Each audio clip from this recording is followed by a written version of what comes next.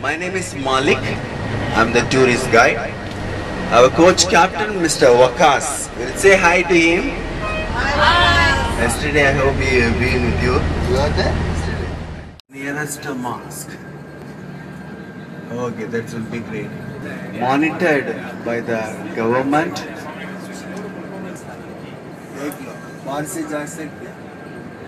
For the royal families.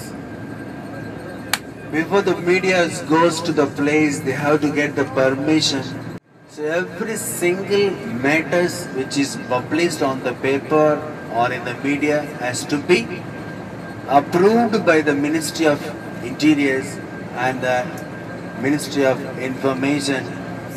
8 radio stations. We are looking at the 3 English radio stations. As you can hear, English is my first language, and I know these radio stations in and out.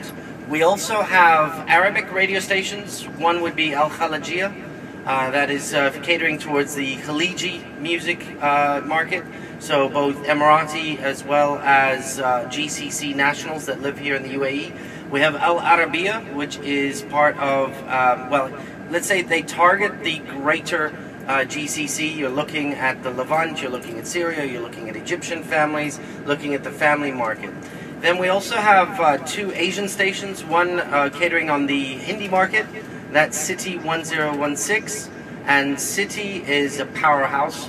The Asian community is quite large in the United Arab Emirates, and that radio station alone has 725,000 listeners from the last research results. Then we have HIT. HIT is catering towards the Malayalam community, and we also are one of the first to launch a Farsi radio station, which is called Radio Shoma, which we launched last October. And all the stations that I just mentioned to you now are music stations. Their remit is to entertain. There is no news as such. So what you're going to see now, the 3 radio stations, one being Virgin, Virgin 104.4, again, music radio, as you would know the Virgin brand in other countries such as the UK, to some extent in and around Asia. We have Dubai 92, which focus more on the middle age, and then Dubai Eye, which is the station that I'm particularly involved with, and that is a news talk sports station. Yes. Is there a licensing procedure for radio stations? How does that work? Well, that's a good question. It's a bit above my pay grade, to be fair. Licensing is handled on a governmental level, and I don't deal with that personally, so I can only speculate in my answer. But you can't just set up a radio station because you want to. There's a formality, there is a process, there is a governing body that manages that, and then of course that is the relationship that you create as a company.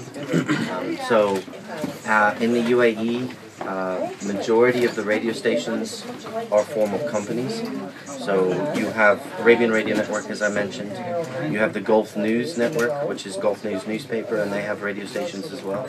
Interestingly enough, their frequencies were originally Abu Dhabi's, and Abu Dhabi let them have it. But now Abu Dhabi has their own radio stations, the Abu Dhabi Media Group, and then there's the Fujairah Media Group, and then there is one privately owned media group in Ajman. But again, that's a relationship between that family and their company and the rulers in Ajman. It's not to do with Dubai. The Fujairah is with the Emirates in Fujairah. Dubai is the Emirates of Dubai.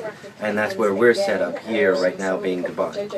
So each of the Emirates have their own legalities on that. And you'll see certain radio stations encroaching on their Emirates, and that's still being worked out on what the legalities are there.